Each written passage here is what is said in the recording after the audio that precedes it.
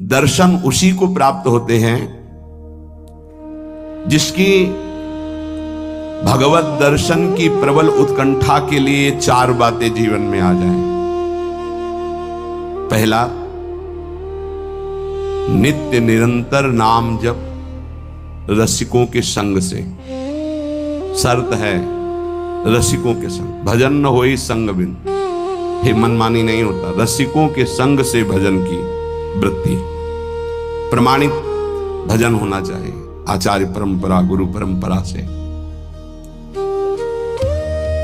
दूसरा, भगवद विग्रह को साक्षात भगवान का स्वरूप मानना। जैसे कुछ ऐसे भाव वाले लोग हैं कि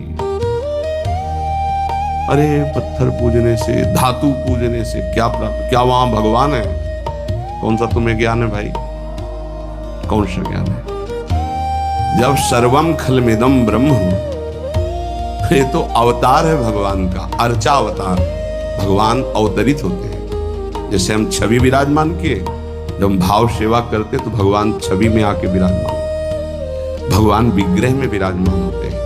ये श्रद्धा और विश्वास का विषय है, ये नास्तिक लोगों को समझ में नहीं आएगा। जिस मूर्ति को आप, जहां मूर्तिकार निर्माण कर रहा हो वहां देखो,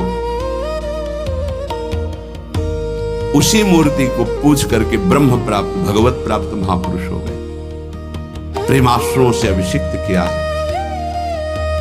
ये बाहर वालों की ऐसो की बातें न सुने, नहीं तो जो छोटी श्रद्धा वाले लोग होते हैं उनकी श्रद्धा नष्ट हो जाती है।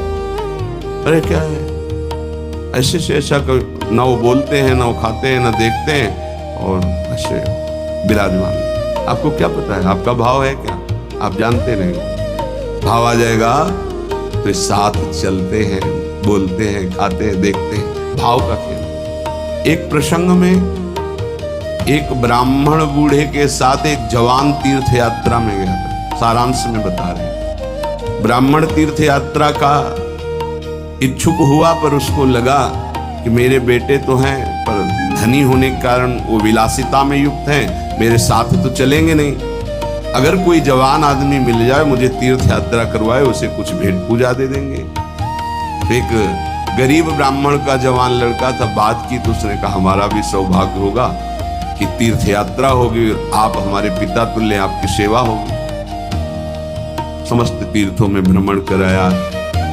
जब वृंदावन आए तो बहुत सेवा उसका मन बहुत प्रसन्न हो गया। धनी का वृद्ध था तो गोपाल जी के दर्शन कर रहा था। उसने कहा वृंदावन को साक्षी करके, गोपाल जी महाराज सामने हैं, मैं बहुत प्रसन्न हुआ तुम्हारे ऊपर, तुमने इतनी सेवा की।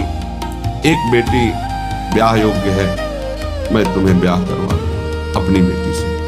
तो देखो हमने तो नहीं कहा, तुमने कहा है ना, इस बात को ध्यान रखना, वहां जाके भूल मत जाना। ऐसा ही हुआ। सारांश में वो जब गांव पहुंचा तो वृद्ध की हिम्मत नहीं हुई अपने धनी बेटों से कह दे कि बहन का ब्याह उस गरीब के साथ कर दे। काफी दिन हो गए, कोई चर्चा ही नहीं, तो ब्याह की बात थी। उस गरीब ब्राह्मण ने जाके कहा बूढ़े ब्राह्मण से कि आपने कहा था भगवान के सामने कि अपनी बेटी का ब्याह तुम्हारे साथ कर देंगे। तो जवान बेटों के भय से उसने कहा मुझे